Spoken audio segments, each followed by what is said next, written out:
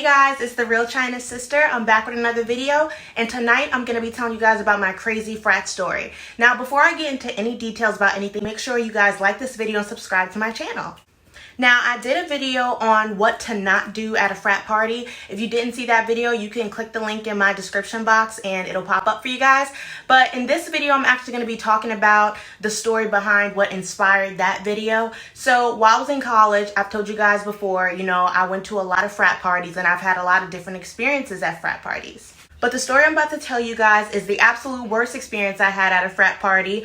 Not due to anybody else, but honestly because of a mistake I made. That's really what inspired the video for me to tell you guys what not to do at a frat party. That was me offering advice because no one really gave me advice on the do's and don'ts of a frat party. Like, obviously, the general, don't take drinks from people you don't know, don't follow a guy into a dark room, like things like that are so obvious. But this was a dumb mistake on my end. So I remember it was a Saturday night. I was going to my friend Tommy's frat. Shout out to Tommy. Shout out to Skulls at Penn State. Tommy told me there was a party going on that night at his frat house. So I was like, okay, I'll definitely come, whatever. So I knew another group of my girlfriends that were going as well. I told my guy best friend to come with me to the frat house because I think he had never been to that frat house or any frat house in general. I really don't remember. So, the night is here. I'm getting all ready. I'm looking bomb. Curls are flowing, body is fit, boots is popping. This is when I first started wearing Fashion Nova. And this is when Fashion Nova was first getting popping and stuff, and people started wearing it. I had on the thigh-high boots and all that. I felt cute as hell. It was winter time, so it was cold outside. So yeah, I had the crop top on and everything, but I had on my 3/4 coat. It was a 3/4 gray coat that matched my outfit.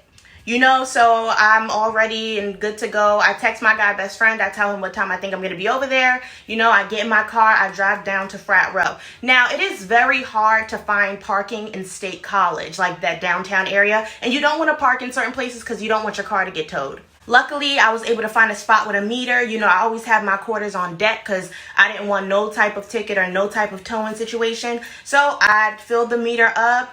I went into the party and I saw all my friends. We were having a great time when we first initially saw each other, whooping it up, screaming yay, we're in here. So today is Farewell Obama Day. We are all very sad about it. So, I felt so cute that night and I felt like I want to show off my outfit.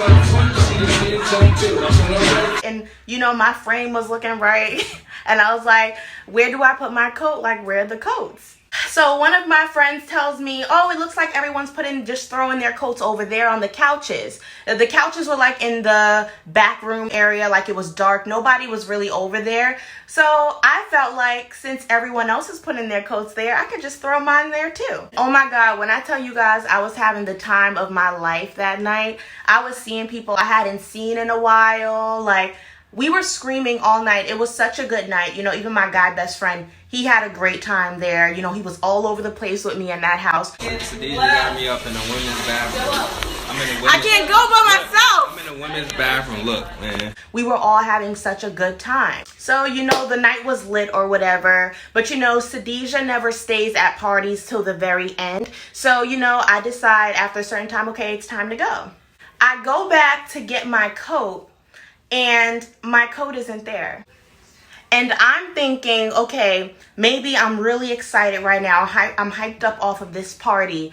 Let me ask my guy best friend to help me look for this coat because maybe it's right in front of me and I'm not seeing it. Mind you, it wasn't some dainty little thin coat I had. I had a 3/4 puffer on because one, it was snowing outside. I'm in Pennsylvania, it's cold as hell out there. So of course he knows what my coat looks like and he's helping me look for it and he can't find it either. And that's when I start to get really anxious because my car keys were in that coat. My house keys were in that coat. And I lived in a house off campus. Our housing thing was not open 24/7. It was only open for a certain amount of hours, and on the weekends it was like only open for like a second or something like that, and I think it was closed on Sundays, and we were out on a Saturday night. So that's my house keys gone, that's my car keys gone, that's my driver's license, my New Jersey State driver's license gone, that's my student ID, that's my bus pass. Like, even if I wanted to like go to class or anything, I had a pack of gum, a pack of spearmint gum in my pockets as well. So these are all my belongings gone. And those house keys of mine,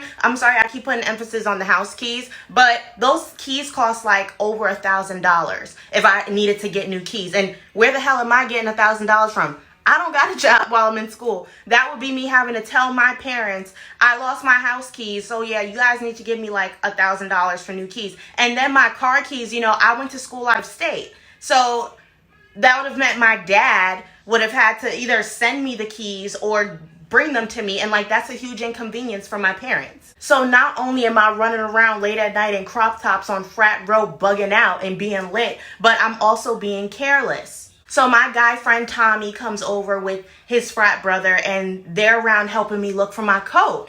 And that's when his frat friend says to me, you know, girls steal coats, like they do it all the time, and it's cold outside. You know, in my little naive mind, I'm like, well, why would they take someone else's coat? Like, you know what it is? It's not in me to be like that. I would never take, I don't care what's going on. I would never take something that doesn't belong to me. I am not a thief. And yeah, I do consider taking someone's coat. I don't care that it's being a thief. And I just think that's so weird. And my mind and how I operate wasn't helping me understand why someone would take my coat, you know. And I think my housemate, you know, she played basketball for our university, so she was away for a game or something like that, so there was absolutely no way of me getting into my house, into where I lived at off campus. So my best friend, he called a Uber or a Lyft or something like that, because he had a car too, but he didn't drive it to the party. So he called a Uber or Lyft. You know, we went to his place, and I stayed there because, like, where the hell else am I gonna go at this hour? It's snowing outside and I have nothing. You know, all I have is my thigh-high boots and my crop top.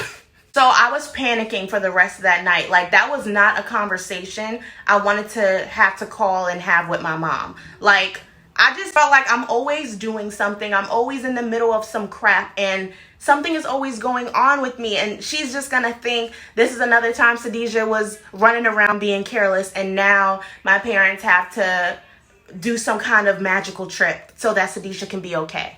So I text Tommy again, you know, from my best friend's house when I go there that night, and I'm just like, dude, like, while you guys are cleaning up, if you find my stuff, like, please text me immediately. Like, this is so freaking serious. And you know, like, I'm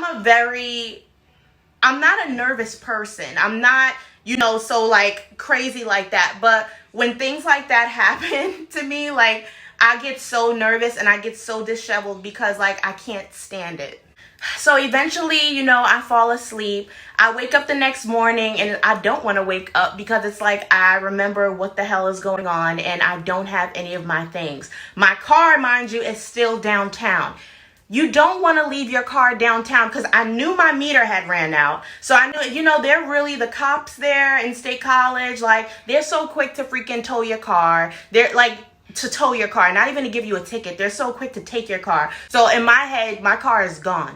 So I text Tommy that morning, like around 10:30 or 11, something like that. And I just want to know, like, yo, did you see anything? Did you find my coat? Or hoping for a miracle. And I just know all over me, I'm going to get the worst outcome because only the worst things happen to me. Oh my God. And then Tommy sends me a freaking photo. He's asking me, hey, is this your stuff? If it is, I can, oh my God. I wanted to die on the floor. Oh no, he didn't find my coat. I didn't even care about the coat. I cared about the personal items that belonged to me. So whoever took my coat, took my gray 3/4 coat in State College, they must have went in my pockets and they took everything out that belonged to me and stuffed it in the couches. You know, and I just want to say to the person, to whoever did that, shame on you. You know, I really felt like God was looking out for me because that was pure luck for my stuff to have been stuffed in the couches. I didn't care about the coat or anything like that. I just wanted my stuff that cost a bundle of money and things like my IDs and stuff I need for school. That's what was important to me. So, you know, that week, that Monday, I think it was Monday, I met up with Tommy, and oh my God, I thanked him. Shout out to you, Tommy. I hope you see this video, Tommy. Shout out to you, Tommy from Penn State, because you saved my life. You saved a conversation that I would have had to have with my mother, because 2 more seconds and my mother would have been through with me. You know, I made my way downtown and my car was still sitting there with no ticket or no notice on it.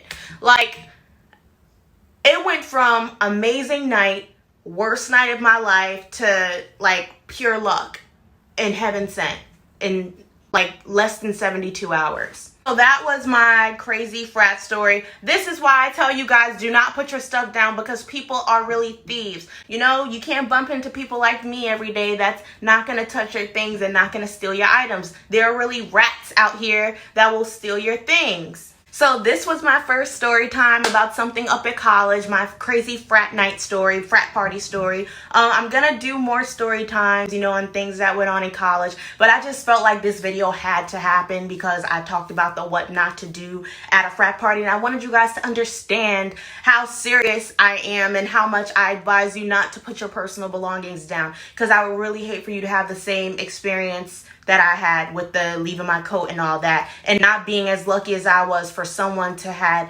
went in my pockets and put my stuff in. The only thing they stole from me inside my pockets was my gum, and I feel a type of way about that. So until next time, guys, make sure you guys like this video, subscribe to my channel.